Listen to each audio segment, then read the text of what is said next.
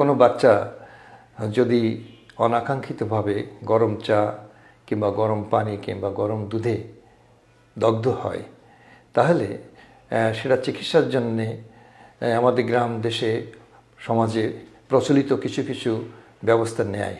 তার ভিতরে আমরা যদি উল্লেখ করি, যেমন পোড়া জায়গাটায় দুধ দেওয়া হয়, সেখানে ডিম ভেঙে দেওয়া হয়, অনেক সময় টুথপেস্ট দেওয়া হয়।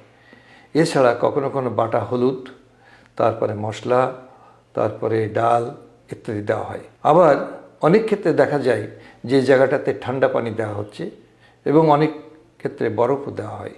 এর কোনোটাই কিন্তু বিজ্ঞানসম্মত নয়, বরং বরফ দেওয়া এবং ঠান্ডা পানি দেওয়া এগুলো কিন্তু এই পোড়া জায়গাটার যে ব্যাপ্তি সেটা কিন্তু আরও বাড়িয়ে দিতে পারে।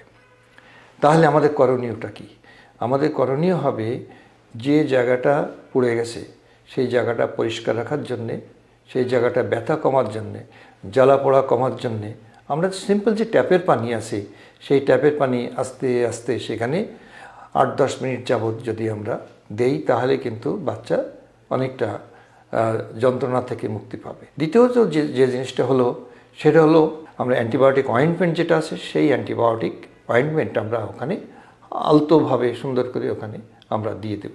এটা দেওয়ার পরে প্রাথমিক চিকিৎসা শেষ হয়ে যাওয়ার পরে এই দগ্ধ বাচ্চাটাকে নিয়ে নিকটস্থ যে স্বাস্থ্যকেন্দ্র আছে অথবা ডাক্তার আছে তার কাছে নিয়ে যাব, যে এই যে বার্নের ব্যাপ্তি কতটুকু এবং যা করা হয়েছে তার সাথে আনুষঙ্গিক অন্য কোনো চিকিৎসার প্রয়োজন আছে কিনা। আমার মনে হয় এটুকু যদি আমরা করি এবং ডাক্তার সাহেবের পরামর্শ মতো যদি আমরা বাকি চিকিৎসাটুকু চালিয়ে নেওয়া যায় তাহলে এই বাচ্চাটা বার্নের যে যন্ত্রণা, তার যে জটিলতা, তার থেকে সে মুক্তি পাবে এবং সে আবার স্বাভাবিক হয়ে উঠবে।